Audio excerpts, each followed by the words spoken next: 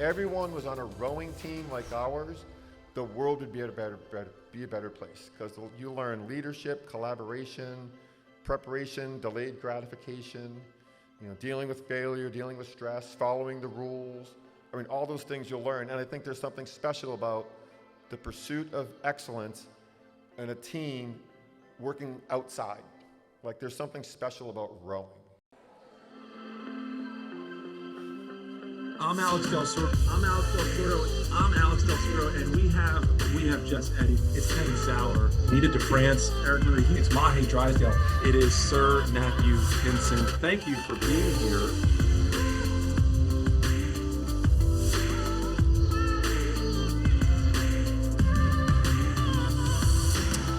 Hello, everyone. And I'm Alex Del Sordo. Welcome to a live broadcast podcast, first of its kind, for us at least. This is a pretty special night. We have two fantastic college coaches, one from Texas and one all the way in Florida. But first, a little bit about us. So Rower's Choice is a few years old, but in 2012, we started a little repair shop in Baltimore, Maryland. And over the years, we grew it into buying and selling boats around the country, and in 2020, we decided to make a conscious effort to meet more coaches and rowers. So over the course of 2 years, we've interviewed hundreds of people from around the world about rowing and trying to get an understanding of how to grow the sport. I want to say a special thanks to the president here, Sue Ellen Chambers of White Rock, the whole board and the coaching staff for giving us this great space and welcoming us with open arms. And our guests here. So we have a gentleman coming off of a national championship, the head coach of University of Texas, Dave O'Neill. Thanks for having me. Now, all the way out in Miami, Florida, we have the head coach for 5 years now of Barry University. This is Nick Johnson. Thanks for having me. So we're touching on three topics tonight, and I think a lot of this is very important for the high school athlete. The first topic that we'll be getting into is the transition from being a senior in high school to then being a freshman at the collegiate level. The second thing that we're going to be discussing is the recruiting process, understanding what college coaches are looking for, and navigating that path, which I think has become very difficult over the years. And lastly, the future of rowing from the high school level all the way up to the Olympic level. So I'm going to start with Nick Johnson. Nick, I go back, I was in college 15, 16 years ago. I think things changed quite a bit. What is it like those first couple weeks or maybe those first couple months transitioning from a high school program to that collegiate program, specifically at Barry University?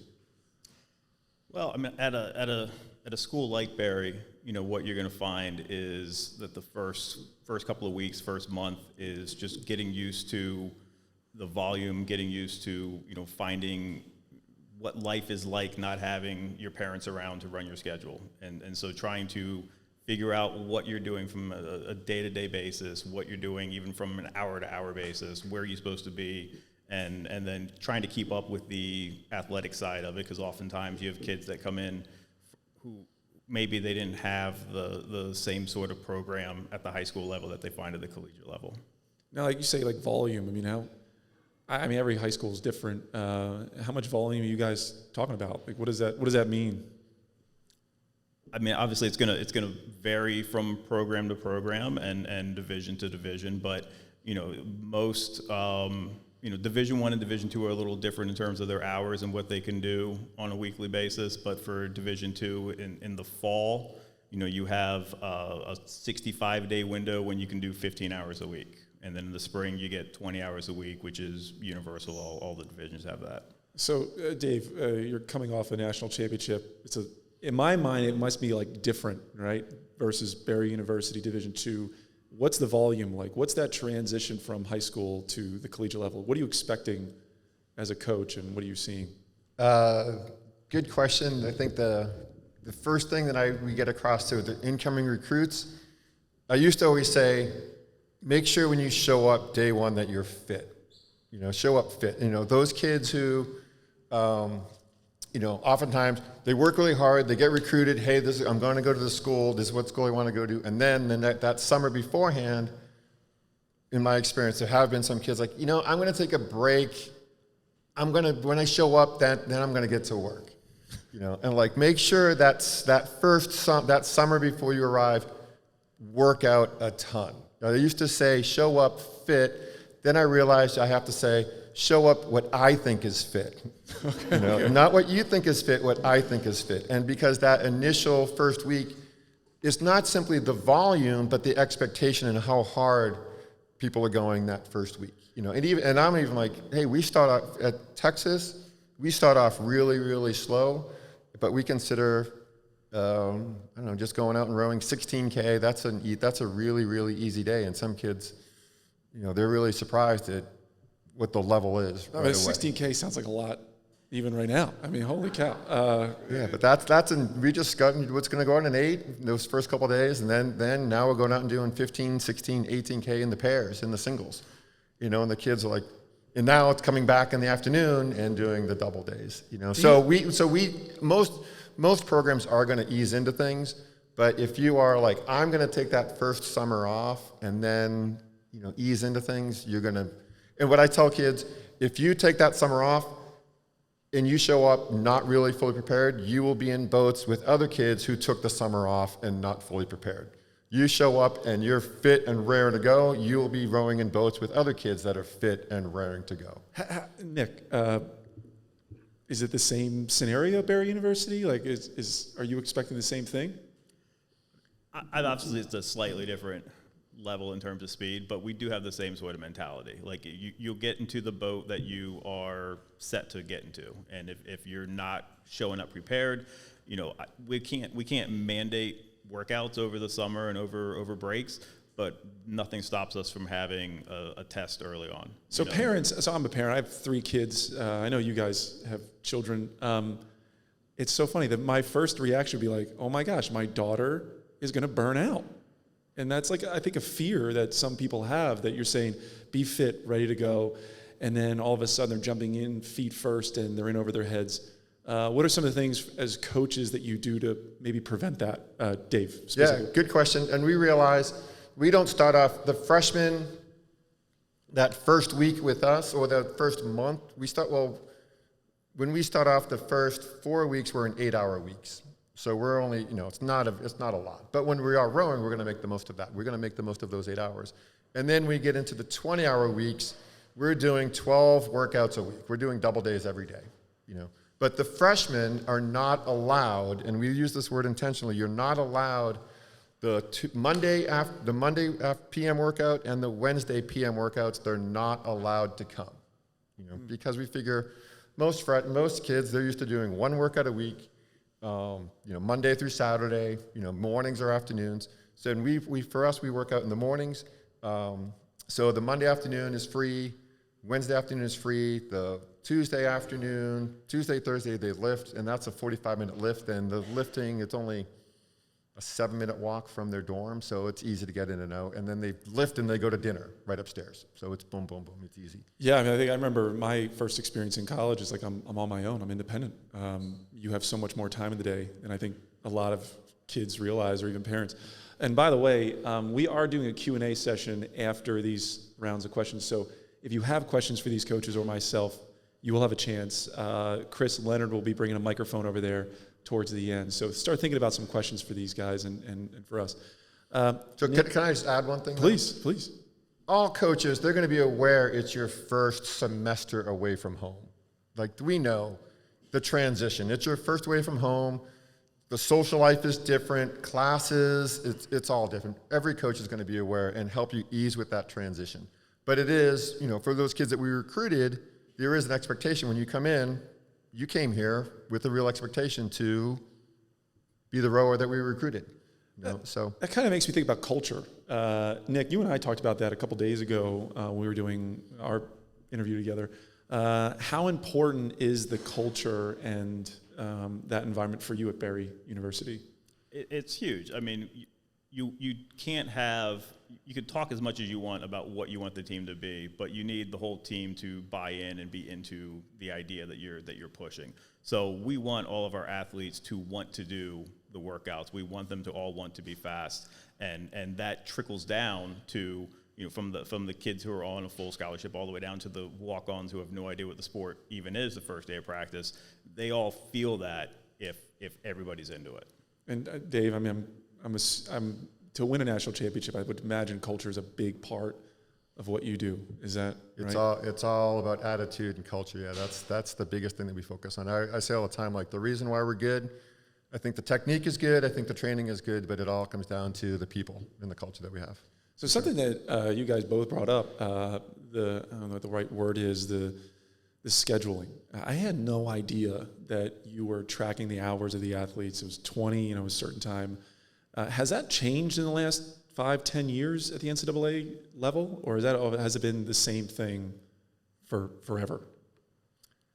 Good question. The rules have not changed. There has been a slight tweak in the rules maybe 5-6 years ago, where when we're in 8 hours, it used to be you can only have 2 hours of skill instruction. Now we can have 4 hours of skill instruction, but it's always been 8 hours. In Division I, we have 156 days where we can beat 156 days divided by 26 is 6-day weeks. We have basically 26 weeks of 20-hour weeks. Now that might have been too much math. That was way too much math. I couldn't figure that out. I don't have a pen. Actually. So in terms of following the rules, and it's kind of funny when I talk to some kids and over the years, and like, oh, geez, we follow the rules for sure. And I think those rules are in place so that it doesn't turn into a full-time job. And those 156 days, actually for rowing, has the most practice days of any sport. And I've actually been an advocate of reducing it from 156 to 144, but that's a whole other issue. Like football has 132 practice days per year. Wow. Most sports have 144. Rowing actually has the most, 156. Nick, Barry, do you encourage, but do your athletes try to go beyond those restricted hours? Like, can they train separately on their own and ride a bike and not get counted for those 8 hours or 20 hours, whatever? Sure. I mean, they can do whatever they want outside of the 20 hours. And I'm sure we have athletes that go and do extra work. I know we have kids that have their own equipment down at the boathouse, and they'll go row single on their own time. And, as long as it doesn't impact what we're doing as a group, then, I'm not going to complain about somebody wanting to do extra work. I just can't tell them what to do, and I can't give them extra work. And they will go do what they want to do on their own time. And then some kids, they do the bare minimum. They do the 20 hours, and they do what the team is doing, and there's no effort to do extra work, and everything in between. So I imagine, I've been on teams where if you don't do the extra work, you are separated from the program, right? Like it's a natural selection, right? Kids naturally select. Do a lot of your athletes do a lot of their own work at Texas? Maybe, I don't know. I don't check in on them. So to be honest, good answer. Yeah, for real. I did talk to our compliance officer last year, and she was like, one complaint some kids actually made is if they don't put in some other minutes, some other kids are like, hey, you should put in this amount of time. But we're talking 30 minutes before they lift. Nothing significant. So I get this question a lot with parents confused of the process. How much time do you spend, Nick, talking to parents of first-year, second-year rowers? Is it encouraged? Are you okay with it? Is it comfortable? Because at the high school level, when you and I were coaching together, it was every single night we were talking to parents, maybe a dozen at a time. College is a little bit different. They're firstborn in some cases going away from home for a while. Is it encouraged? Does it happen a lot? It depends on the kid. There are some, we have a fair number of international kids, and so I'll probably never see their parents until graduation. And then there are some who their parents are very, very involved, and we'll see them at drop off their freshman year, and then we'll see them at every single regatta, and we'll see, and there's nothing wrong with it. We love parent support, especially from a team that has a fair number of internationals. If we're not going to see those parents at regattas, it's great to see some American parents at regattas. So we love support from parents, and we love talking with them and chatting about how their kids are doing. But then there are some that we'll never see ever. Do you have the same experience? No. I'd say I talk with parents very little to none. It's Lucky you. the relation, because the relationship with the coaches to the student athlete, that's what's most important, you know. And if the parents are always if the parents are calling, hey, this is, I make it clear, like, hey, I'm going to let your daughter know we're having this conversation because I'm not going to have some side conversation because the relationship I have with your daughter, that's what's most important, and that usually ends. They'll realize, like, okay, I'm not going to talk anymore, you know. So and there's also for us the HIPAA rules that comes into play. So there's certain times if the parent calls about something, we're like, hey, I actually can't discuss this without your daughter's permission. Okay, that answers the question. I want to transition to recruiting. That map is very difficult for a lot of parents, and I'm going to start with you, Dave, because we talked about this right before. I have no idea what scholarships mean at the collegiate rowing level. Right? We talked about this. So can you just get into what it means when Texas or Barry or whoever has 20 scholarships at their program? What does that mean? Sure. Rowing is an equivalency sport. So we have, as opposed to football, basketball, which are head count sports. You might hear football, they have 85 scholarships. So for football, for Division I football, FCS football, if there's 85 scholarships, 85 guys on their team have a full scholarship. You know, and that is full scholarship tuition, room and board, books, cost of attendance. You know, so that's a full scholarship. For rowing, for most sports, rowing, swimming, baseball, track and field, you know, we're equivalency sports where it comes down to percentages. So some kid might have a 50% scholarship, another kid gets a 25%, is on a 25% scholarship, another kid's on a 10 and 15% scholarship. All of those percentages adds up to one scholarship. So at Texas, we have far more than 20 kids on some form of scholarship, and there's some kids on no scholarship.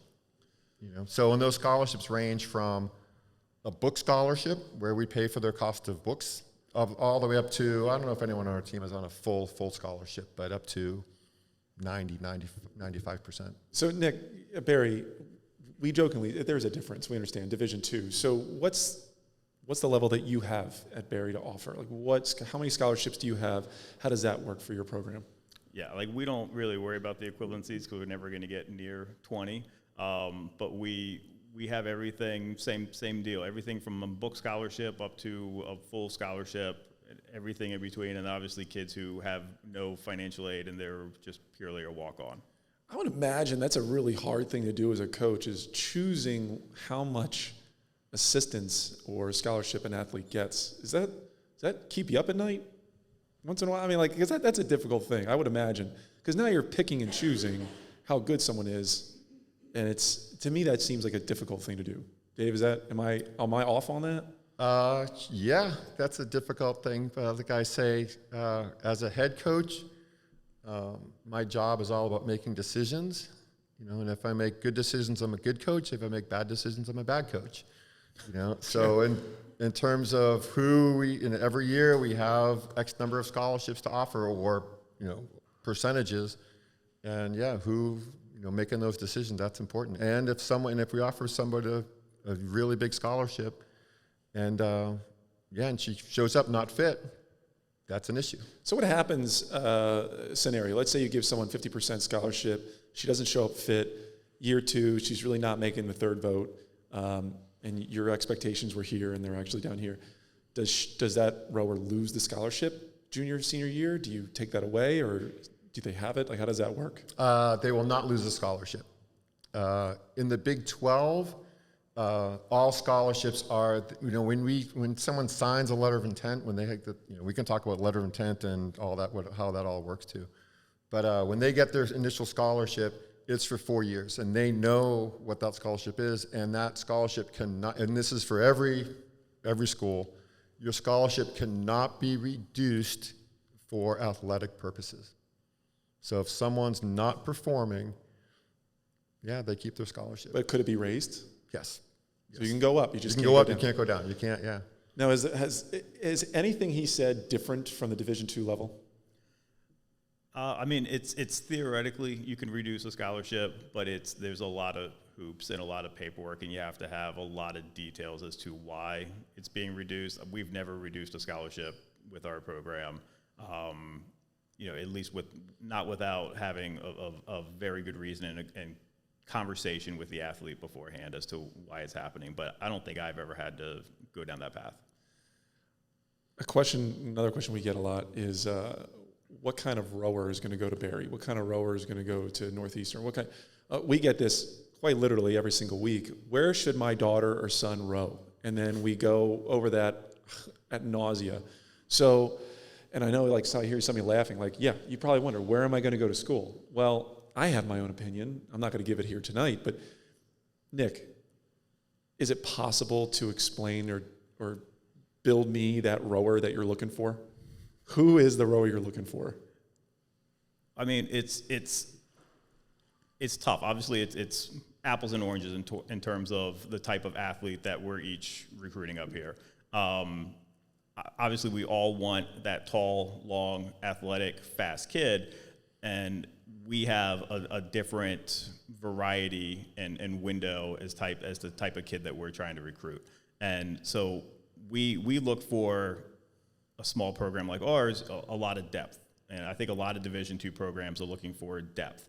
We only race an 8 and a 4. So if we can, we want to have more than that.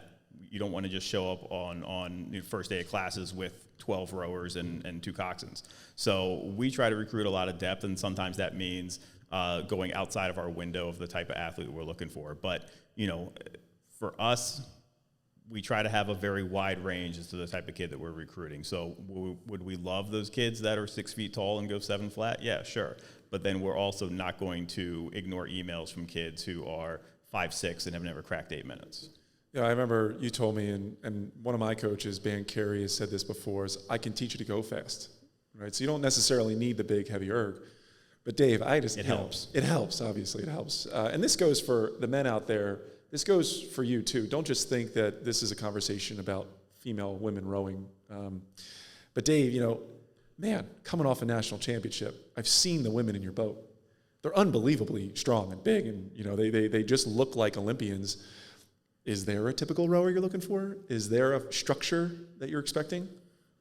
No, there's no typical. I mean, the main question I ask, and I think every Division I coach would love kids who want to work hard that are tough, and that's first and foremost, But I think, in terms of maybe when you ask them, when people looking at colleges and what they want to do, my biggest piece of advice is for everyone, why are you rowing? Why, what is your why? Why are you doing this? And some kids might be like, I'm rowing so I can get into college, and there's plenty of kids they joined the rowing teams because it's going to help them get into college, Every rowing coach, Division I, Division II, Division III, Ivy League, everyone, when you're talking to a coach, they are not simply looking to help you get into their school. They want you to get into their school and on their team. It's not just, hey, can I get into school? And then if it's someone oh no, I love rowing, you also ask yourself, what is it that you love about rowing? I love the camaraderie, I love the gear, I love hanging out and practice, and that's great, and then there's going to be a program for you. There's a lot of programs out there, figure out what it is you love about rowing, and every team, and we have kids on our team that love everything about rowing except rowing. They love the 30 minutes before practice. Do they love practice? They love going to races, they love the team dinners and hanging out and the travel, but do they love racing? And I think for us in the recruiting process, we're figuring out, do you love rowing? And that's the kids on our team. They love, the successful kids on our team, those kids in that top boat, they love rowing. Can you sniff that out? Can you see that in just a couple questions? And can you see it in somebody?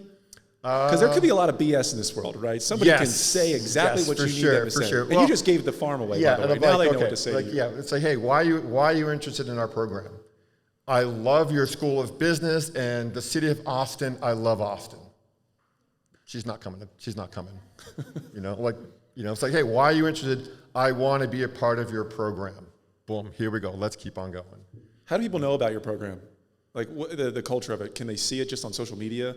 How do people know the culture of Texas? I imagine like a naive junior in high school is not really going to know the culture of your program. Yeah, I think, social media, but of course, social media, we show what we want to show. Oh, you yeah, know? right, yeah. But at the same time, and we've been intentional about social media, and if you don't follow us, follow us, or follow all the different Follow programs, us too, by the way. Follow us too. And, but I think reputation and word of mouth, that becomes very, very important, and I think, I've always believed, in terms of getting ahead when people ask like, okay, it's all about who you know. Well, it's who you know and what they think about you. And I think over the years, and our reputation and me developing relationships with different coaches around the country, around the world, even when I, left Cal and went to, came to Texas, had some relationships with international coaches and, keep on moving. So it's all of it. So Nick, something unique about the two of you is you spent a lot of time at the high school level. So you were there alongside a lot of your athletes for a decade, talking to them about the process of going up to the collegiate level. What advice do you have, given that you have a decade of experience at the high school level that Dave doesn't necessarily have? I think the big piece that a lot of high school kids are missing is that they need to really do their due diligence and make sure that they research as many programs as they can and know what it is that they're looking for.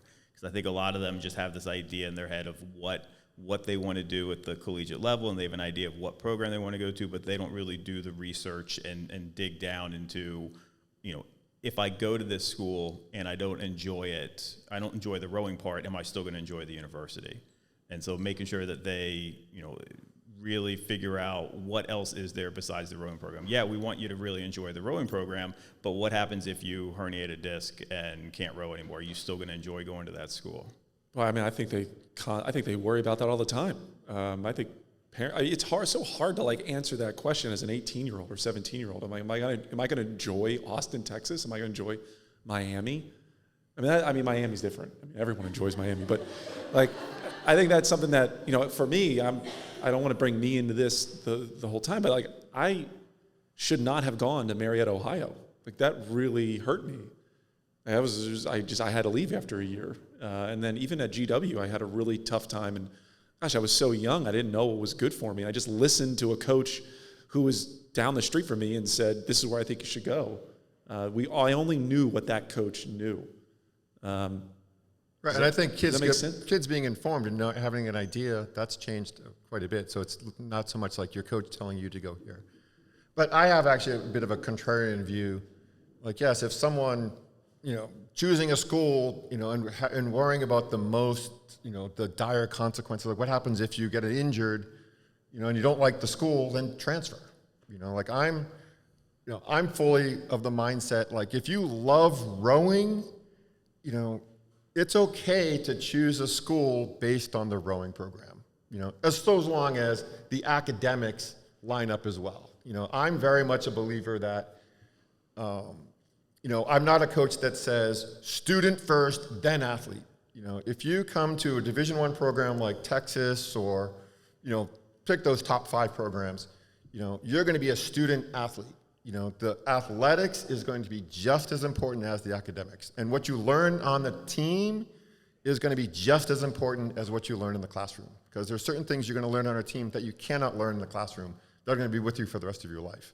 So that's why I'm it's okay to choose. And you go to a school, Division I school, where you're going to be putting in a ton of time, that is going to be the dominant, that's going to be the dominant experience of your college career. And you're going to spend so much time with the kids on the team, with the coaches. And I'm well aware that, if someone comes to Texas, I'm going to be the most influential person in their college career. We're going to work with each other for 20 hours a week for 4, they're going to see me twice a day for 4 years. So if that relationship is, and if that's not going to be a good experience, you shouldn't be at our program. That seems like I like that there's a lot of weight on how well you get along with the coach, right? If you're not jiving with that individual, man, that's going to be a long 4 years of your life. Have you run into that, Nick, at all in your experience? In the 5 years that you've been coaching, have you run into situations where you're just not jiving with the athletes, that you're butting heads? Yeah, I mean, as much as, we want the athletes to do their due diligence, we try to do ours as well. We try to make sure that the kids that we're talking to are going to blend with our culture and the type of team that we're running. But obviously, every once in a while, there's one that slips through and is not quite in line with what we're wanting to do. And then, you have two options. You either try to do the best you can to make it work for their duration of their college career, or, you have a conversation with them about, is this maybe not the place for you? Do you really want to do this for 4 years if we're not on the same wavelength and if you're not getting along with your teammates? Do you have check-ins, like sort of like a job, like annual reviews? Like, are you checking in your athletes saying, how are you doing? Are we still on the same page? Are we still goal-oriented? Or does that happen? We try to do one at the start of the fall, one at the end of the fall, and then if we don't get one at the start of the spring, we definitely do one at the end of the spring semester. So we try to have one-on-ones as often as we can to make sure that we're all going down the same path and understand what's happening. And what's your team size? We're usually 20 to 25. And then, Dave, how many do you have on your team? 65. That's So a when big we do difference. that, it's a month. And if it's like, hey, here's the 30-minute check-ins, it's a lot. But what we do is those, I'm sure it's like with many coaches, it's not just, hey, come into my office and let's sit down and talk. It is also just the day-to-day, like after practice, or even like we have, these I shouldn't say informal practice. We've got a window of time where kids come in and do the workout, and that's always a good time for me to, it's not like the whole group comes in at once and then leave. It's like they come in spurts and, those 2-minute check-ins with kids. Hey, how'd that midterm go? Hey, how you feeling? What's the latest with this injury or whatnot? So before we shift over to the last question, I want to get more into like the due diligence. You say due diligence, like check it out. Like, what else can these kids, these parents do to make sure that they're making the proper decision on choosing a school? Are there things that they can do differently? Maybe like you just more advice on what they can do to choose the right school for them. I think a lot of it is just knowing what your factors are. Because everybody has a different situation. Every kid is different. Every family's different. Every financial situation is different, and prioritizing what those factors are. As much as you want to go to a particular school to row, can you afford to go to that school if you're not on a full scholarship? And what are your criteria? What are your factors? And how does a different university impact that factor in those criteria? Dave, earlier you said about this the letter of intent. Forgive me, I actually have one more question. What are the rules and communications with the athletes and the parents? Like, when does that all start? At what point do you start communicating with the recruit? The rules changed just a couple years ago. I thought you were going to say like last month. Okay, so good. So yeah, a couple it's been years ago, where we used to not be able to have contact or off-campus contact with a recruit until July 1st, heading into their senior year. That has now changed. That we can, starting your junior year, heading into your junior year, we can start having phone calls, initiate phone calls, and have contact off campus. And that has freed things up a ton, and that's been really good. The downside of that's eliminated any contact. We can't even receive phone calls from freshmen or sophomores. So if you're a freshman and sophomore, please don't come up and talk to me after this, really, because we can't talk off campus, and we can't even talk when you're on campus. So that is. Because what was happening, coaches were like, hey, tell the junior coach, hey, have this kid call me, and talking to a coach is fine. Talking to a coach is fine. Talking with coaches is fine. Annie or Chris or anybody here, if Jesuit, but Dallas United, whatever, they want to call you, they can call you. They can talk to you about some athlete. So now it is the summer heading into your junior year of high school. That's when things open up and those conversations start happening. Do you get a lot of that? Do you get a lot of Joe Schmo coach and whatever saying, hey, you really need to take a look at this kid. In 2 years, this kid's going to be incredible. Do you get a lot of that? A little bit here and there. I mean, especially at our boathouse, like we'll see the coaches around there, and they'll say, oh, I got this freshman that's going to be really good, and I say, cool, tell her to come talk to me in a couple of years. A couple of years.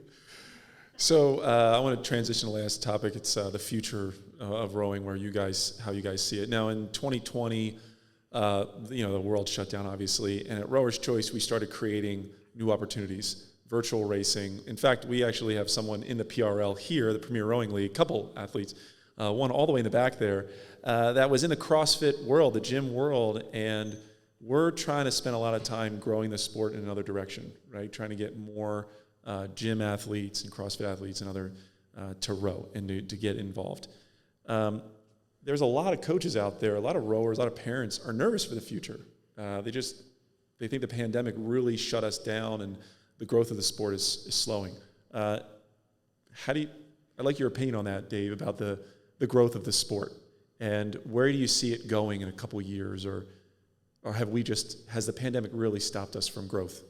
No, I don't think it stopped us at all. I mean, the fact that we're doing this in Texas, I think is testament. Like, you wouldn't have thought doing this in Texas 10 years ago, that wouldn't have happened, and even just, like here at White Rock and DUC, like two thriving programs, and Texas becoming more of a destination of people like, hey, this could be a place to row, not just, our program has done well, but the state in general, I think it's growing, and I think the word is getting out, and I think across the country, it's been, so 2 years from now, that's going to be hard to quantify whether it's growing or not, but it certainly seems like, or even like what you guys are doing with Rower's Choice. I mean, it's cool, like the Premier Rowing League and doing these podcasts. I think, and I think it needs innovators, disruptors, someone like yourself, like, hey, let's do this, or give a shout out to Eamon Glavin with what he's doing with the video stuff, right. And I think, and I hate it when people are like, oh, rowing is not a spectator sport. Like this morning we got, we didn't row because of lightning, and we showed some Olympic racing, and the kids were on the edge of their seats for the racing. It was awesome. And I think, the NCAAs, from my perspective, was awesome this past year. Oh, if you haven't seen that race. And the racing was great. And I think if it's shown correctly and people know the backstory, it's great. It's an awesome sport. You're preaching right now. I love it. I remember my mom back in 2001, 2002, watching the Tour de France for 3 hours. Guys riding up the Alps just to watch Lance Armstrong because it was an awesome story. And that's not a good spectator sport. But if it's told well by Phil Liggett and Paul Sherwin and a great backstory, here we go. Let's watch it for hours. So, Nick, we need people like you. Like, let's keep it going. Thank you. Nick, Miami rowing has grown quite a bit over the last couple of years. Cesar down at Miami Rowing Club and a couple others. Like, we're spending a lot of time down there. Are you seeing the sport getting stagnant a little bit, or do you see it growing? No, I think our especially for our location and the weather that we have and the water that we have, we are one of the biggest spots for spring break and winter break training programs. Everybody loves to come to our location to row. And then the actual rowing is always picking up. Miami Beach, Miami Rowing Club, us and it's certainly always going to be a hotbed for rowing because of our weather and our water. Well, you had the best recruiting thing I've ever heard. You said, if you don't like the erg, come to my place. Come to row for me, because we never use them. It's like, man, oh man. We have a few. We have a few that break out once in a while. So it was like 5 months ago, the U.S. lost across the board at the Olympics. There's a lot of folks that we talk to that get a little nervous about that. Like, if we're not winning at the Olympic level, is that going to help? Are people not going to want to row at the collegiate level? There's a little bit of pessimism. Dave, how did it affect you in any way that we lost the Olympics completely? It affected me, knowing many of the people involved. Yeah, I was, the men's 8 finished, and I texted Katie right away, and texted Tom, Terhar, and Laurel, and felt bad, and and Gia Doonan, who's in the boat, and knowing what was going on, and or having a sense of what was going on. Yeah, I felt bad, but in terms of, and I do think it's a missed opportunity, because so many people, they see the Olympics, and if winning the Olympics, and oh, hey, that inspires people, but I'm optimistic of the future and what can happen, for sure. So you rode in 91, right, at Boston College, right, 91, 92. some of the best rowing ever, 96, 97, all the way through the early 2000s. Was that bringing you optimism when you were younger? Like for us, winning at the highest level, was that a reason that you went into the coaching and want to get into that system? Yeah, no. I was just in my own world. I mean, I think many of us, we just got caught up in our own world. I mean, I started rowing in, freshman year, 1987, and 88 Olympics. I had no idea what was going on. Like, oh, yeah, but there was no internet also. And I'm like, oh, yeah, rowing at CRI. I'm like, oh, the Olympics happened. Oh, that's kind of cool. And I remember, 92 Olympics, and then I was trying to make the national team and stopped rowing, and then, 96, yeah, it's kind of lightweights in the Olympics, here we go. So I had friends training for that, but so I started paying more attention. But, but it's kind of funny because when I was a kid, I was like, 1980 Olympic hockey team, like that's the inspiration, that'd be awesome. But we all get caught up in our own lives and all the things going on, so. So one of your athletes rowed in the Olympics, right? In the women's 8, I believe? From Texas, yeah. From Texas. Yeah.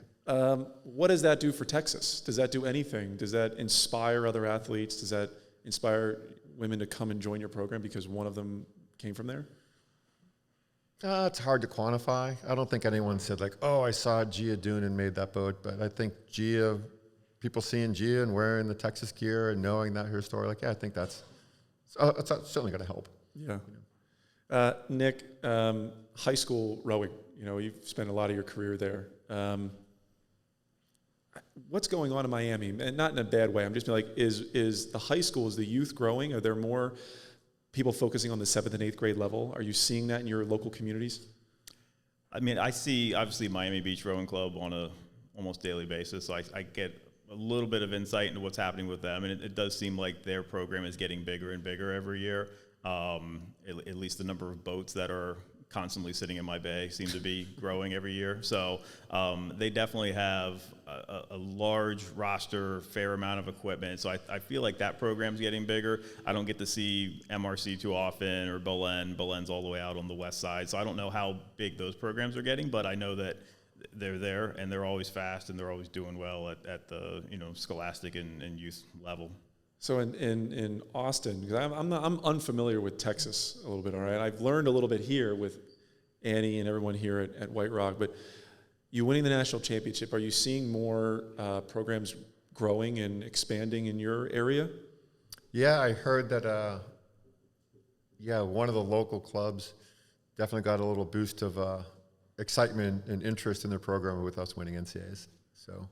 Do you think it's important for us to develop that 6th, 7th, and 8th grade level to grow the sport? Do we need to spend, as coaches and parents, do we need to try to get them into boats? Yeah, my son started rowing, he was 11 last summer and did a summer camp, and now he's like, and then a friend, I was like, oh, so what's your favorite sport? And he's like, I think rowing. I'm like, did that shock you? Holy cow. I was like, what? And I think, but then I was like, hey, do you want to start rowing? And he's like, nah, every day? No, I don't want to do it every day. And I think, so I mean, I have some feelings of like junior rowing and get people interested and all that stuff. But I think, getting kids into boats and, without having to worry about racing, just going out and rowing. Rowing is fun. Going out and rowing is fun, and he was competitive. You could tell, like, he was like, just wanted to race other kids and have fun with it. So, yeah, go for it. It's just the barrier to entry is so difficult, right? It's so challenging. And at Rower's Choice, we are constantly concerned about getting more people in boats because it impacted my life in an incredible way. I mean, I met my wife through rowing. You met your wife through rowing, right? I believe. She's a rower. And my family, it's involved, but we're just a little bit anxious is the right word, but we want to encourage that youth rowing. And we sometimes struggle. We don't know what to do. I mean, we don't have all the answers. That's why I was asking you about Miami. Like, are you seeing the 6th, 7th, and 8th graders going? Maybe you have some insight into that or input. I mean, I have a hard time identifying the difference in those ages. My kids are 3 and 4. I can identify 3 and 4 year olds, but anything beyond that, it might be 5, it might be 15. I'm not sure. But I feel like that group is definitely getting bigger. I know they're trying to push into that middle school age group. I think, like Dave said, we don't necessarily want them racing when they're in 6th grade, but if you can pull them away from some other sports, I think that's one of the biggest issues that rowing runs into is that you have kids that they get pigeonholed in a certain sport and they do it all the way through high school and they don't ever even think about trying rowing. And then they find it when they get into college because they didn't make it in volleyball or basketball, whatever sport they were trying. And then they finally come to rowing when they're 18, 19 years old. So if we can get them at an earlier age and steal them from some of these other sports, I think that would help us out a little bit. In the long run. Is rowing cool at Barry University? Like, is it cool to be on the rowing team? I think if you're an athlete, yeah, I think everybody enjoys our team and they know the work. I don't know if they think it's cool in terms of how much work we do. I think they're kind of turned off by that. But I think they certainly understand the coordination and effort required to be part of our program, and they appreciate that. At Marietta, everyone knew we were rowers, and it was a big deal. Like, we were the big men on campus. GW didn't know who I was. I mean, it was the basketball team. Texas, you just won a national championship. Is it cool to be a rower at Texas? Like, are they walking around with their heads held high and people admiring them? Because in rowing, it ain't cool. I mean, most of the time, people think we're a bunch of nerds or something rowing in boats. From day one, one of our missions, we were like, we're going to turn Texas into a rowing school. And I've always been a big believer, the best way to get noticed is to do something noticeable. Rather than like, okay, hey, look at me, like, do something noticeable and people will take note. And the national championship will do that. Yeah, and I think, as our team has gotten better, and we had a really good first year and that people took notice. And and I think people across the board, certainly the coaches of the other sports, they recognize, like, rowing is hard. Like, rowing's a hardcore sport, and then for us to be among the most hardcore of a hardcore sport, there's some definite respect that goes into it. So, but we're not doing it for that accolades. We're just doing it because we love rowing. Well, there you go. And I think what you're saying about, like, getting kids into it, like, I've always been a big believer. Like rowing can change the world. And that's, like, I fully believe, like, rowing can change the world. If everyone was on a rowing team like ours, the world would be a better place, because you learn leadership, collaboration, preparation, delayed gratification, dealing with failure, dealing with stress, following the rules.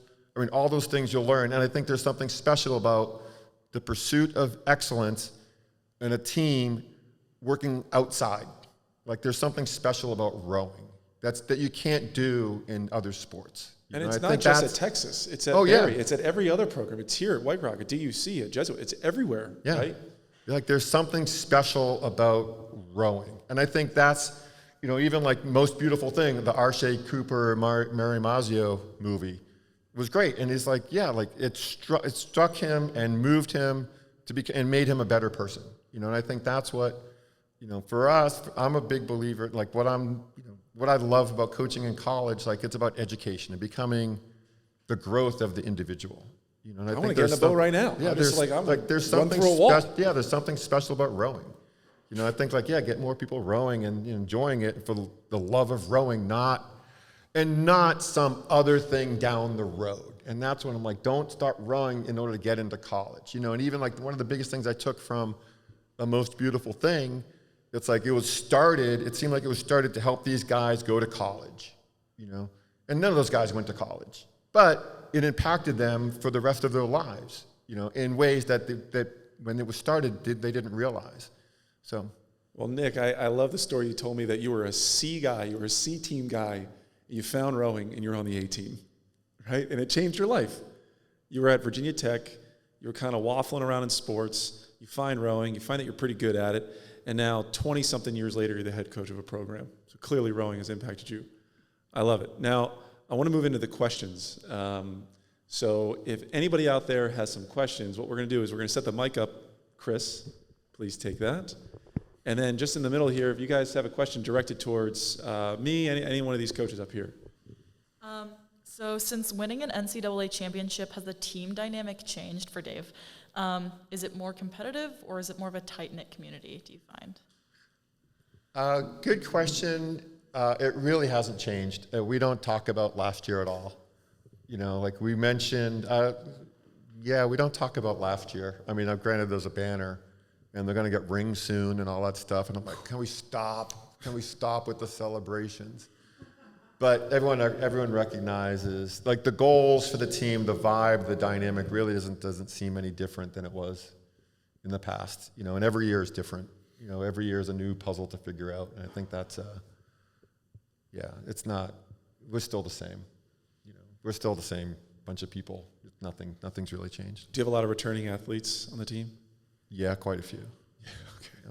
I always say, like, the first step of being great, don't be bad, and we won't be bad. You know? So. Boy, oh boy. Any other questions out there? We have one over here. Chris? Just say it.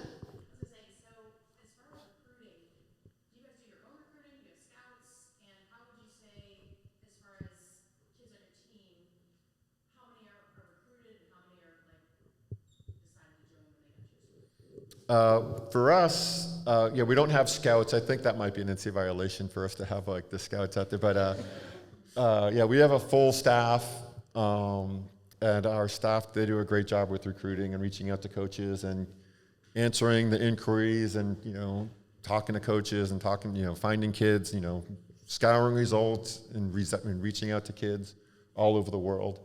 And and within our team, we still have walk-ons, you know, that'll never go away. But I think on our NCAA squad last year, that's 2 8s and a 4, there was only one kid who was a walk-on. You know, so our team is mostly recruits, you know, and we're recruiting kids from all over the world right now. Nick, how about you? Yeah, I mean, we have, besides me, we have an assistant coach and a graduate assistant, and our graduate assistant almost exclusively handles on-campus recruiting for novices, you know, kids who are already at school. And then my assistant coach and I kind of split duties for the recruiting. I mostly do the international recruiting, and then she handles a fair bit of the domestic stuff. And I'd say, you know, if NCAAs were today, like our top 12, probably only 2 are walk-ons, I think. The rest of them are all recruited. Any other questions? Oh. Well, actually, we have Ross Love in the back. Oh, man. You want me to go to Ross first? Ross, probably just shout. You can probably just shout. We can probably hear you. So I've been a strength coach for almost 20 years. And my question for you is, like, how do y'all, as far as weightlifting training to on-the-water training, how do y'all prioritize that and regulate that for rowing? I've never rowed on the water before. I've just used the erg. So as far as how do y'all regulate that with y'all's athletes? Dave, you want to, or Nick? I mean, we have 3 full-time strength and conditioning coaches, and we have one in particular that works with our squad, and so she and I try to make sure that we're staying parallel with each other as far as what we're doing training-wise. I let her know when our big races are, so she tries to make sure that they're not, you know, maxing out the day before going to the conference championship, and she handles the bulk of what we're doing there. She's great. Yeah, and we have a strength coach who works with our team and one other team. I think he works with the women's swimming team, and he's great. And Coach Mike Hansen, and he understands we're the rowing team. We're not the lifting team. We're the rowing team. And I give him some basic parameters. This is what we're looking for, and he has free reign to do it. One of the things, one of the parameters, like, no Olympic lifts. Like, we're not going to do. And one of the things, because, you know, I'm a big believer, you don't need to learn 2 Olympic sports while you're at Texas. Learn 1 Olympic sport, you know, so we don't do cleans, and also, like, we're an aerobic endurance sport, so we don't, you know, and the likelihood of them getting injured doing anything less than 5 reps, you know, sets, like, everything's, you know, anything, you know, even when it goes below 8, I'm like, oh, they're going to get hurt. So we're in regular communication. But the biggest thing is no one should ever get hurt in the weight room. Like, if they get hurt rowing, okay, but if someone gets hurt in the weight room, that's when there's a problem. You know? We had a question in the middle there. Yeah, just wondering for Dave, like the move to the SEC, does that affect, like, the number of scholarships or how they get handled? like compared to how the Big 12 handles them? Or? There might be some changes a little bit, but that's still to be seen. The Big 12, how it has a 4-year agreement, I'm not sure if the SEC has that. And there's some other things that's coming down in terms of with the Alston case, if you follow along with that, with how the Big 12 is handling that money versus the SEC. So there'll be some slight changes, but nothing really significant. Any other questions? We have one over there. Can I ask a couple questions? Of course you can. As a parent, how would you suggest we evaluate how competitive our child is? I mean, we all like to think they're going to do great things if that's what they want to do, but a realistic evaluation of their ability to fit in, at certain levels of the competitive collegiate level. That's a hell of a question. Yeah. I can't wait to hear this answer. Yeah. And then, can I ask the other question, and then ways that athletes have reached out to you, as opposed to them being just recruited out of the blue by someone, how effective is an athlete saying, I'd really think I might fit in well, XYZ. I mean, how best can they do that without being offensive or intrusive or? Yeah. I'll answer that question first. Come on, I'll answer that. That's the easy one. Yeah. You can have the hard one. Well, we love getting emails from kids and saying, hey, but when you email a coach, if it's your first email to a coach, make it short, relatively short, and make sure you include your height, your weight, your 2K erg, and maybe SAT GPA, because we can just go down like, okay, hey, this kid is 6'1", 170, 712, 1400, 3.2. Boom. We know. Or we all know what those numbers are. But if it's like, oh, hey, if you leave out any of that information, like, why did you leave out that information? And if it's like, hey, Texas is my top, Texas or Washington or Stanford, like that's my dream school. And if you do that, make sure you spell the coach's name correctly. Don't put the Stanford coach's name on the Texas email, because that stuff happens a lot, So, but we appreciate those emails from coaches, from kids all the time, and that's the main thing. So reach out. My biggest advice would be reach out to, if you're interested in school, reach out to the coach, and if you don't get a response, send it again. Or send it to an assistant coach, and that's we all the time we're like, okay, right on.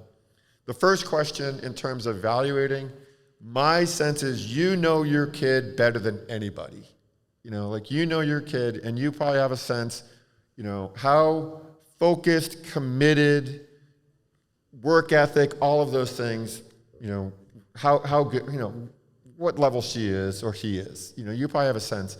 And then realizing at a place like, pick any of the Division I schools, men's or women's, like it's going to be a lot of hard work, and it's just going to be a good, positive experience, So, and then if it's, and then work with the junior coaches, and if your kid isn't making the top boat, there's going to be a good program for him or her, but, like for a program like ours, it's not just, is she in the top boat? Is this the, when we talk to a junior coach, like, we'll check in with the junior coach, like, is she the best kid you've ever coached? Or in relation, is she among the top 5 kids you've ever coached? It even gets to the point, is she the top rated recruit in her country for us right now? And you can figure that out, And I hate to say it, one of the SAT of rowing, we can talk about whether the SAT is a good test or not. The SAT of rowing is the 2K erg. Like that, it's a standardized test. That's something that everyone does and everyone knows, and we understand not all 2Ks are the same. Because if someone just started rowing at a small program and had just got into it, we understand that kid pulling a 730 is going to be different than the top junior program in the country has been rowing for 4 or 5 years pulling a 730. We understand it's not the same. So That's a great answer, Nick. Do you want to follow up on that one? I think you hit that one right on the head. But, especially that last part about when you started and how long you've been rowing and what your current level is. You know, we love kids that have very little experience and maybe are the diamond in the rough that a big D1 school isn't going to talk to. And those kids have to understand what their value is and what their potential value is, which, you know, kind of goes in with the due diligence, making sure that you're doing your research, knowing who you are, what kind of school you're talking to, and what you're worth to that school. I don't necessarily think that they can say specific numbers. I think a lot of the high school coaches that have been doing this a very long time understand specific numbers that kids need to hit. You know, if you see female rowers close to 7 minutes, that's phenomenal. You know, you start to see men sub 6:20, that's phenomenal, right? But if you're in the high 7:30s or 7:40s, 7:50s, and you've been doing it for a while, you're not necessarily going to be going to the top level schools.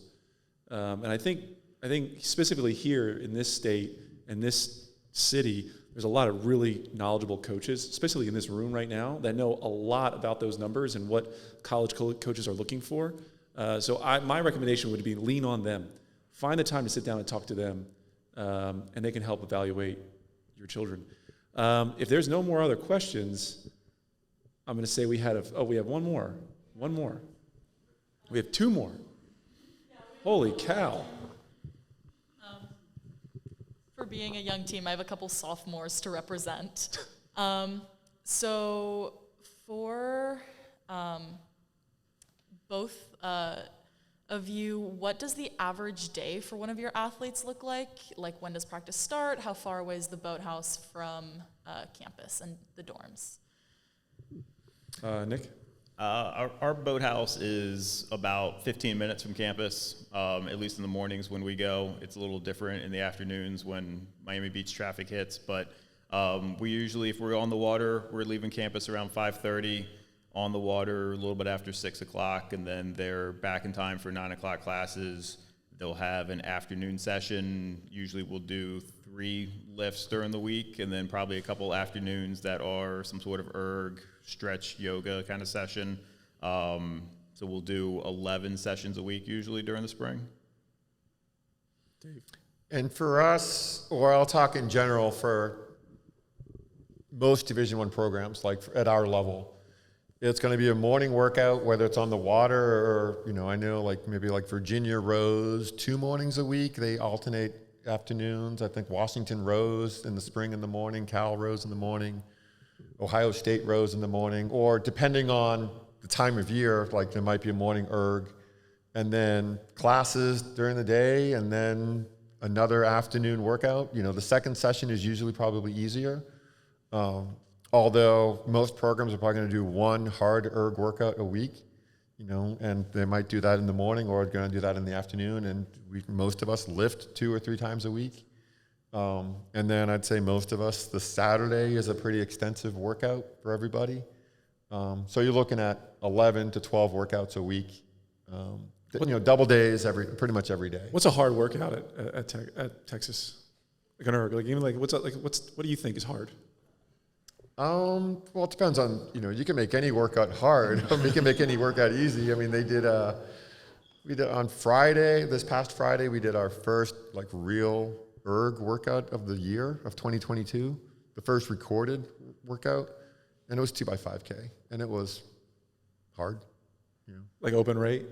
The first one was open rate, and they had to, because a few kids had to, you know, and I really didn't want to do it, but you know, a few kids had to do it for their national team testing, different countries. So, and I was like, hey, we're not doing this because I'm telling, like, you know, because Germany and GB and New Zealand, they have to do it. So sorry guys, like I'm not the one making you do this workout.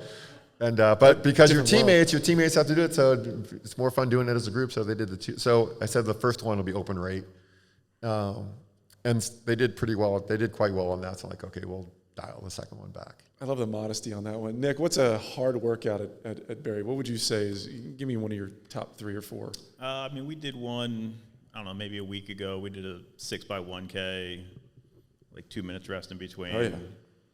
Goal was to not blow yourself up on the first one, like try to be moderately consistent for all 6 of them, but it should be an effort. I mean, I think, like when you ask the question, like, okay, hey, the hardest workout, and I think most coaches, something that's happened within women's rowing over the last 20 years, 15 years, like how much more professional it's become, and like, yeah, it's definitely pro.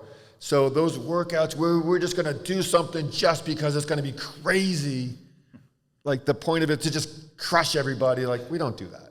Most programs aren't going to do that. Like there's going to be some evidence-based, this is the protocol, this is the reason why we do it, rather than something just ridiculous, so. I love it. Now, we had one more question over here, I think. Gentlemen? Oh, we have another one. Another one. Okay. So what is your injury policy, and to what degree does recovery and athletic trainer visits fall on the athlete's shoulders? Good question. I think everyone's policy, it's not policy, that's going to sound very rigid. The coaches want to know if there's an injury. Like we don't want kids hiding anything, And for me, I always say, like, I don't get mad if someone's injured. I get mad if someone's injured and I don't know about it, or if you're hiding it. Because that's when a 3-day injury turns into a 3-month injury. Because rowers get 2 injuries, like rib stress fractures and disc injuries at L4, L5. Those are the 2 injuries. And those are the 2 injuries that can take you out for, you get a stress fracture, you're out for 6 weeks. So it's important, like, okay, hey, as soon as there's anything with the rib, let me know. Because if you wait a week, or someone says, hey, my rib hurts, the first question I ask is, how long has it been hurting? And if you say it's been a week, I'm going to be like, well, we did that 30-minute erg at 22. I bet it hurt after that day. Oh, yeah. You did 20K in a pair. I bet it hurt after that day. Oh, yeah. Then we did 20K in the Cox 4, and you were at stroke seat, and we were doing power pieces. I bet it really hurt after that day. Oh, yeah. I couldn't sleep after that. And now you're telling me, But if we wouldn't have done all of those workouts, we would have been smart in all these other workouts if we had known, rather than you just row until you break, And yeah, in terms of the responsibility, in terms of getting better, I think for every coach is going to be like, yes, you are in charge of your body. Like it's going to be your responsibility, you understanding the rehab to get better, and working with the, sports medicine, and we'll all be in communication with the sports medicine staff to get better. But our big thing is that you can't self-diagnose, whether it's injuries or illnesses. So if a kid has to pull herself out of a workout, I don't let her just say, oh, well, my hip hurts. I say, well, okay, we have to go see the athletic trainer. You got to go into that room and check in with them and figure out why your hip hurts. Or if you can't come to practice because you're sick, well, you better go see the health center and figure out why you're sick. Because as soon as we open it up to, well, you can decide whether or not you want to go to practice because you're injured or sick, then, it's the wild, wild west. And so we then have a report with our athletic trainer. She sends us and lets us know who's injured, what their injury is, what they're doing to fix it. And if you're not doing anything to fix it, then we have to have a conversation about why are you not trying to get yourself better. That's just being a mature athlete. Right. I mean, right. They're not, mom and dad's not at home anymore, right? This gentleman over here had a question. You guys talked about it earlier, the 2Ks being is the SAT of rowing. But, some, you talked about how, 2K is not the same for everyone. So how can, when you're recruiting, see past simply just the 2K, and, when that athlete may be a great choice for your program, but their 2K might be a little bit off from what you want, but, in reality, they're really good for your program and stuff like that. So, how can you, as, when recruiting them, see past that? Good question. And if it's like, hey, my 2K isn't where I want it to be because I just freak out. Every time the anxiety, we get it. So it's like, okay, 20 minutes, what have you done? Have you done, give me the workout that you're the most proud of, the erg workout that you're most proud of. And then that's another way, rather than it has to be the 2K. Because we're rowing coaches, we know all the numbers. And if it's like, yeah, but the erg isn't good, but well, what bike erg, what is it? Or if it's like, hey, my erg isn't very good, but on the water, these are the results I've done. I've done this, this, and this, and this. I'm like, right on, here we go. So we see that there's something there. So I think the biggest thing And what we ask is, what is the result that you are most proud of? Like not just talk, but like, I'm most proud of whether it's this erg result, but if it's like, hey, this result on the water, when it can be like I was in the second boat, and then I got seat raced and I switched and one day someone was out and I got switched into the first date and that boat took off and then the coach kept me in the boat and, we had the best season we ever had. Right on. So like the coaches were real people, all of us. Like, so what's the backstory, what's going on, and help us make that decision. And we know like you're not just, when I say like rattle off the numbers, that's the beginning of the conversation. But let us know what the full story is. So, and I think, but with that, like, don't convince yourself, well, so many kids are like, I'm not good in the erg, I'm not good in the pair, I'm not good in the 4, I don't seat race very well, I'm not good in these days, but put me in the 8 on race day, I swear to God, I'm gonna be good on those days. I'm like, just be aware of like, yes, everyone's gonna be good when you're surrounded by other good people too. Nick, you want to say something? And you might have to just get there and show the coach that you are actually just good in the boat and that you're not very good on the erg. And I was just this morning talking about a kid we had 4 or 5 years ago. Her erg score wasn't tremendous. She was not even top 15, 16 on our team, but we put her in the 4 and she killed it. She had great rhythm, great power to weight ratio, and just she was effective on the water. Didn't get a lot of scholarship money her freshman year because her erg score wasn't huge. But she eventually earned a bit more because she was very good when we put her on the water. And if you're focused on a school where the coach is driven by numbers, and like I'm very capable of getting fixated on numbers and saying, well, you're below a certain number, so I'm not going to give you as much scholarship money as I would another kid. And then you get to that school and show the coach, okay, I am faster than this other kid that has a bigger erg. So you might have to just get there and show them that you're worth it. And if you're not there, I'm always a big believer, like the most powerful word in the English language is yet. Like is yet. I haven't gone under 7 minutes yet. I haven't made the first boat yet. Our boat hasn't won nationals yet. Take whatever you haven't done, put yet at the end of it, now it's possible. So it's like, yeah, like, oh, I haven't been in the varsity 8, like, well, I haven't been in the varsity 8 yet. So then focus on focus on the work and get there, And there was a kid going back, 10 years now, maybe more than that, kid that I was, we were recruiting and she was tall, good kid, got into rowing and her best erg was 748, and we're like, when I was coaching at Cal at the time, I'm like, yeah, like, I think you can do it. I think you can be good. She's like, really, I don't know. And her high school coach is like, you can't row at Cal. I'm like, I think you can.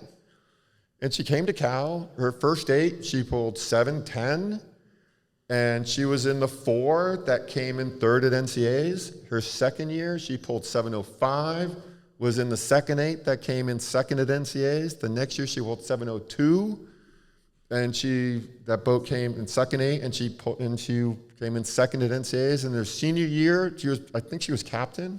She went 652. First date, wins NCAAs. So she went from, I don't know if I'm good enough to row at Cal, 748. It's like, and like she caught fire. I want to put in the work and go for it, so.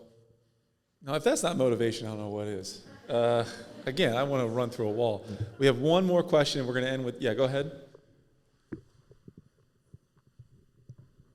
Hi, quick question about how you support the academic pursuits of your rowers. I mean, do you have any honors kids in the honors programs? That's for us. That's a tricky question because our honors college just recently made some tricky scholarship issues that make it difficult for us to give them athletic aid. But we do have a couple of walk-ons who are in the honors college, and we have some very, very smart kids. I think our team GPA this semester, past fall, was 3.5, give or take. So, we do everything we can to make sure that their grades are up to snuff and that they are achieving what they want to achieve. We make sure that they are getting their work done and keeping their grades up for sure. In a program like ours, like, yeah, we've got a wide range of kids who are very, very academically motivated and, honors program, or very much looking, we have grad students in our team, and they're very, very academically motivated. And there's other kids, the only reason they're going to go to school, the only reason they're going to go to class is to stay eligible so they can row. Like, really, we've definitely have kids, like, the only reason they are going to class is to stay eligible so they can race in the spring. And every coach across the country, certainly in a big time Division I program like ours, with the academic advisors and support and meeting with them, and we have a good idea, the academic advisors are telling us, this kid is struggling, this kid has a midterm coming up, this is what's going on. And, and for us, we're certainly like, there's times I'm like, hey, you're behind in these classes.